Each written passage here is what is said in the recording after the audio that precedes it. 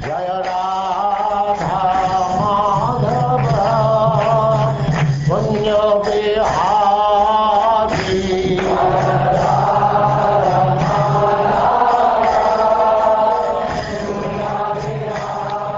And now chapter 19, a description of the island of Jambudvip.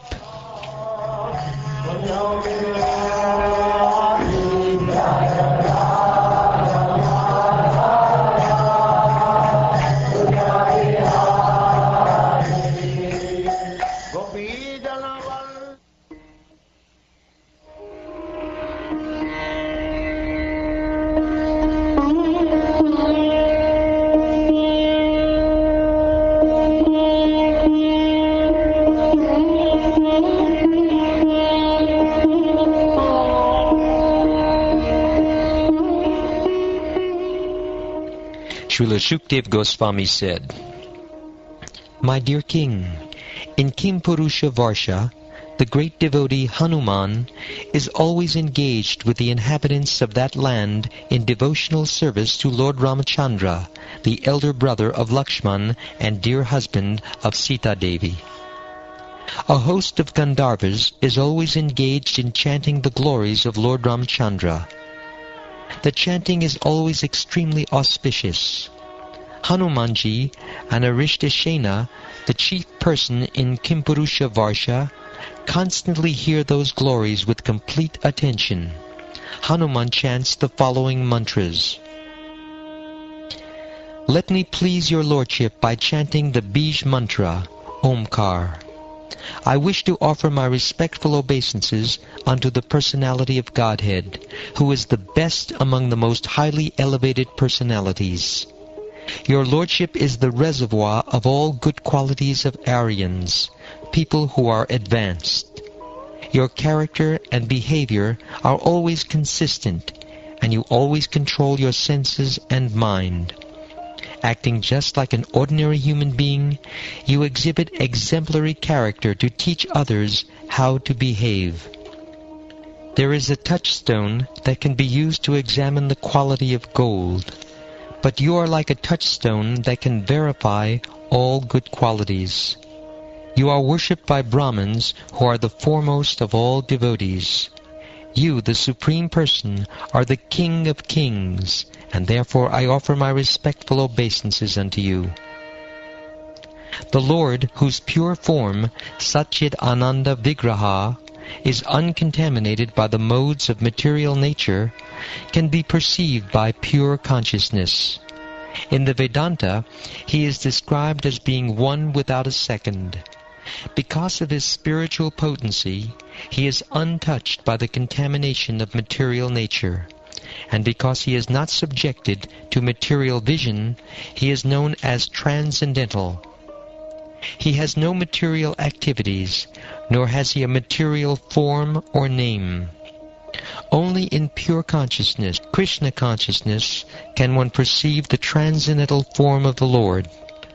Let us be firmly fixed at the lotus feet of Lord Ramchandra, and let us offer our respectful obeisances unto those transcendental lotus feet."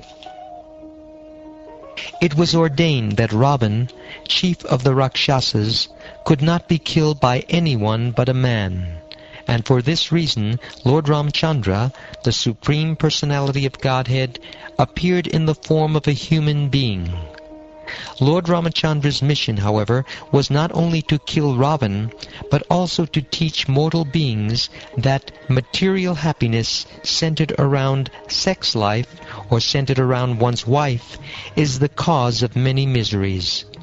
He is the self-sufficient Supreme Personality of Godhead, and nothing is lamentable for him. Therefore, why else could he be subjected to tribulations by the kidnapping of Mother Sita? Since Lord Sri Ramachandra is the Supreme Personality of Godhead, Vasudeva, he is not attached to anything in this material world. He is the most beloved Supersoul of all self-realized souls, and he is their very intimate friend. He is full of all opulences, Therefore he could not possibly have suffered because of separation from his wife, nor could he have given up his wife and Lakshman, his younger brother. To give up either would have been absolutely impossible. One cannot establish a friendship with the Supreme Lord Ramachandra on the basis of material qualities, such as one's birth in an aristocratic family, one's personal beauty, one's eloquence, one's sharp intelligence, or one's superior race or nation. None of these qualifications is actually a prerequisite for friendship with Lord Sri Ramachandra. Otherwise, how is it possible that, although we uncivilized inhabitants of the forest have not taken noble births, although we have no physical beauty, and although we cannot speak like gentlemen, Lord Ramachandra has nevertheless accepted us as friends? Therefore, whether one is a demigod or a demon, a man or a creature other than a man, such as a beast or bird, everyone should worship Lord Ramachandra, the Supreme Personality of Godhead, who appears on this earth just like a human being. There is no need of great austerities or penances to worship the Lord, for he accepts even a small service offered by his devotee. Thus he is satisfied, and as soon as he is satisfied, the devotee is successful. Indeed, Lord Sri Ramachandra brought all the devotees of Ayodhya back home, back to Godhead, or Vaikuntha.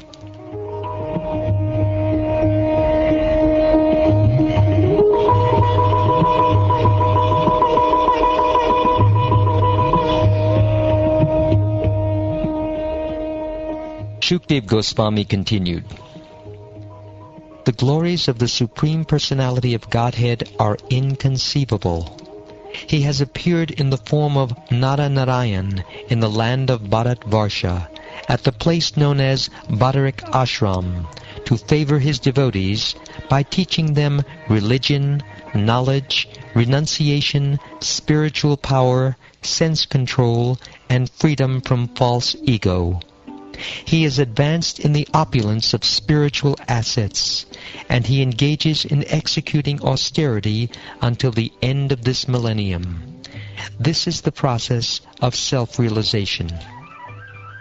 In his own book, known as Nadad Pancharatra, Bhagavan Nadad has very vividly described how to work to achieve the ultimate goal of life, devotion, through knowledge and through execution of the mystic yoga system.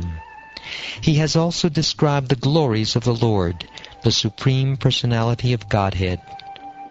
The great sage Nadad instructed the tenets of this transcendental literature to Savarni Manu, in order to teach those inhabitants of Bharatvarsha who strictly follow the principles of Varnashram Dharma how to achieve the devotional service of the Lord. Thus Narad Muni, along with the other inhabitants of Bharatvarsha, always engages in the service of Naranarayan, and he chants as follows: "Let me offer my respectful obeisances unto Naranarayan, the best of all saintly persons, the Supreme Personality of Godhead. He is the most self-controlled and self-realized. He is free from false prestige, and he is the asset of persons who have no material possessions.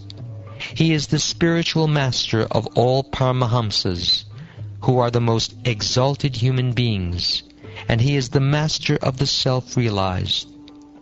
Let me offer my repeated obeisances at his lotus feet."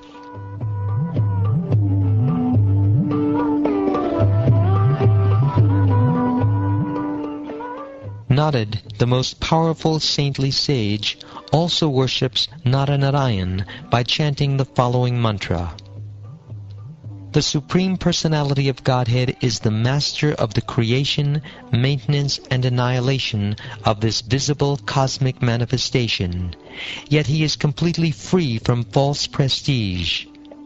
Although to the foolish he appears to have accepted a material body like us, he is unaffected by bodily tribulations like hunger, thirst, and fatigue. Although he is the witness who sees everything, his senses are unpolluted by the objects he sees. Let me offer my respectful obeisances unto that unattached, pure witness of the world, the Supreme Soul, the Personality of Godhead. O my Lord, Master of all mystic yoga, this is the explanation of the yogic process spoken of by Lord Brahma or Hiranyagarbha, who is self-realized. At the time of death, all yogis give up the material body with full detachment simply by placing their minds at your lotus feet. That is the perfection of yoga. Materialists are generally very attached to their present bodily comforts and to the bodily comforts they expect in the future. Therefore, they are always absorbed in thoughts of their wives, children, and wealth, and are afraid of giving up their bodies, which are full of stool and urine. If a person engaged in Krishna consciousness, however, is also afraid of giving up his body, what is the use of his having labored to study the Shastras? It was simply a waste of time. Therefore, O Lord, O Transcendence, kindly help us by giving us the power to execute Bhakti Yoga, so that we can control our restless minds and fix them upon you. We are all infected by your illusory energy. Therefore, we are very attached to the body, which is full of stool and urine, and to anything related with the body. Except for devotional service, there is no way to give up this attachment. Therefore, kindly bestow upon us this benediction. In the tract of land known as Bharatvarsha, as in Ilarvatavarsha, there are many mountains and rivers. Some of the mountains are known as Malya, Mangalaprastha, Mainaka, Trikuta, Rishabha, Kutaka, Kolaka, Sahya, Devagiri, Rishyamukha, Sri Shaila, Venkata, Mahendra, Varidhara, Vindhya, Shuktiman, Rikshagiri, Pariyatra, Drona, Chitrakuta, Govardhan, Raivataka, Kakuba, Nila, Gokamukha, Indrakila, and Kamagiri. Besides these, there are many other hills with many large and small rivers flowing from their slopes. Two of the rivers, the Brahmaputra and the Shona, are called nadas or main rivers. There are other great rivers that are very prominent, such as Chandravasa, Tamraparni, Avatoda, Kritamala, Vaihayasi, Kaveri, Veni, Payasvini, Shakararvata, Tungabhadra, Krishnavenya, Bimarati, Godavari, Nirvindya, Payoshni, Tapi, Reva, Surasa, Narmada, Charmanvati, Mahanadi, Vedasmriti, Rishikulya, Trisama, Kosiki, Mandakini, Yamuna, Sarasvati, Drishadvati, Gomati, Sarayu, Rodaspati, Saptavati, Sushoma, Shatadru, Chandrabhaga, Marudvrida, Vitasta, Asikni, and Vishva. The inhabitants of Bharatvarsha are purified because they always remember these rivers. Sometimes they chant the names of these rivers as mantras, and sometimes they go directly to the rivers to touch them and bathe in them. Thus the inhabitants of Bharatvarsha become purified.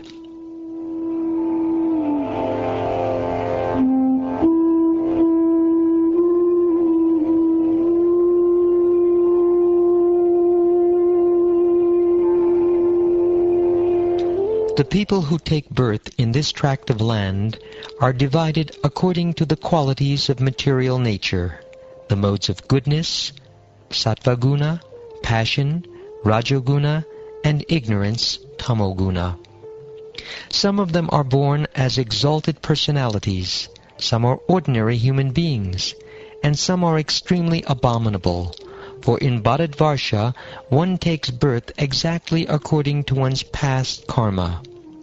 If one's position is ascertained by a bona fide spiritual master, and one is properly trained to engage in the service of Lord Vishnu according to the 4 social divisions, Brahman, Kshatriya, Vaishya, and Shudra, and the 4 spiritual divisions, Brahmachari, Grahastha, Vanaprastha, and Sannyas, one's life becomes perfect. After many, many births, when the results of one's pious activities mature, one gets an opportunity to associate with pure devotees. Then one is able to cut the knot of bondage to ignorance, which bound him because of varied fruitive activities.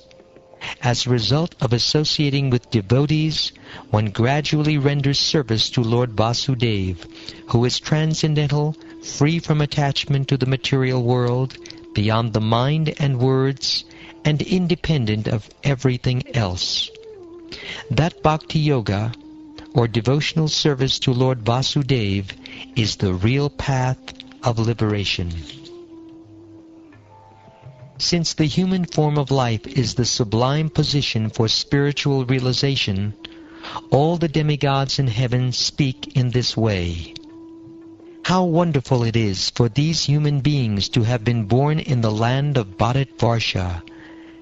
They must have executed pious acts of austerity in the past, or the Supreme Personality of Godhead Himself must have been pleased with them. Otherwise, how could they engage in devotional service in so many ways? We demigods can only aspire to achieve human births in Bharatvarsha to execute devotional service, but these human beings are already engaged there. After performing the very difficult tasks of executing Vedic ritualistic sacrifices, undergoing austerities, observing vows, and giving charity, we have achieved this position as inhabitants of the heavenly planets. But what is the value of this achievement? Here we are certainly very engaged in material sense gratification, and therefore we can hardly remember the lotus feet of Lord Narayan. Indeed, because of our excessive sense gratification, we have almost forgotten his lotus feet. A short life in the land of Bharatvarsha is preferable to a life achieved in Brahmaloka for millions and billions of years, because even if one is elevated to Brahmaloka, he must return to repeated birth and death. Although life in Bharatvarsha, in a lower planetary system, is very short, one who lives there can elevate himself to full Krishna consciousness and achieve the highest perfection even in this short life by fully surrendering unto the lotus feet of the Lord. Thus one attains Vaikuntha Loka, where there is neither anxiety nor repeated birth in a material body. An intelligent person does not take interest in a place, even in the topmost planetary system, if the pure Ganges of topics concerning the Supreme Lord's activities does not flow there, if there are not devotees engaged in service on the banks of such a river of piety, or if there are no festivals of Sankirtan Yajna to satisfy the Lord, especially since Sankirtan Yajna is recommended in this age. Bharatvarsha offers the proper land and circumstances in which to execute devotional service, which can free one from the results of jnana and karma. If one obtains a human body in the land of Bharatvarsha, with clear sensory organs with which to execute the Sankirtan Yajna, but in spite of this opportunity he does not take to devotional service, he is certainly like liberated forest animals and birds that are careless and are therefore again bound by a hunter. In India, or Bharatvarsha, there are many worshippers of the demigods, the various officials appointed by the Supreme Lord, such as Indra, Chandra, and Surya, all of whom differently. The worshippers offer the demigods their oblations, considering the demigods part and parcel. Because the Lord is complete, he offers the worshippers the benedictions they desire, even if they worship only part of his transcendental body. The Supreme Personality of Godhead fulfills the material desires of a devotee who approaches him with such motives, but he does not bestow benedictions upon the devotee that will cause him to demand more benedictions again. However, the Lord willingly gives the devotee shelter at his own lotus feet, even though such a person does not aspire for it, and that shelter satisfies all his desires. That is the Supreme Personality's special mercy. We are now living in the heavenly planets, undoubtedly as a result of our having performed ritualistic ceremonies, pious activities, and yajnas, and having studied the Vedas. However, our lives here will one day be finished. We pray that at that time, if any merit remains from our pious activities, we may again take birth in Bharatvarsha as human beings, able to remember the lotus feet of the Lord. The Lord is so kind that he personally comes to the land of Bharatvarsha and expands the good fortune of its people.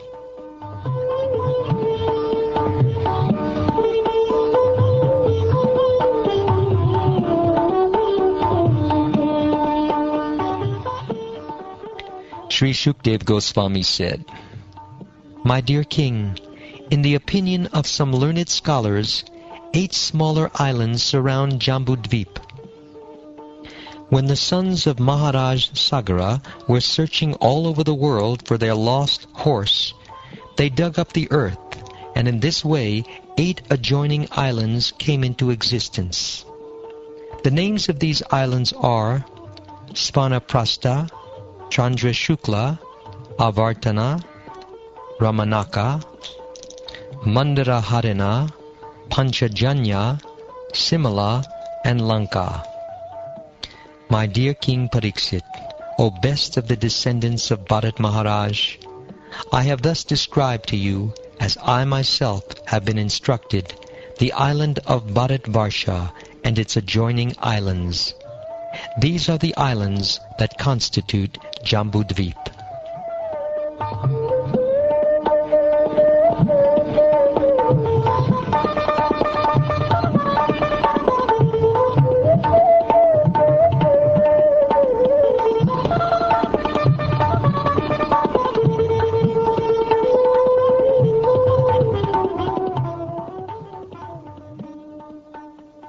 Thus ends the 19th chapter of the 5th canto of the Srimad Bhagavatam, entitled A Description of the Island of Jambudvip.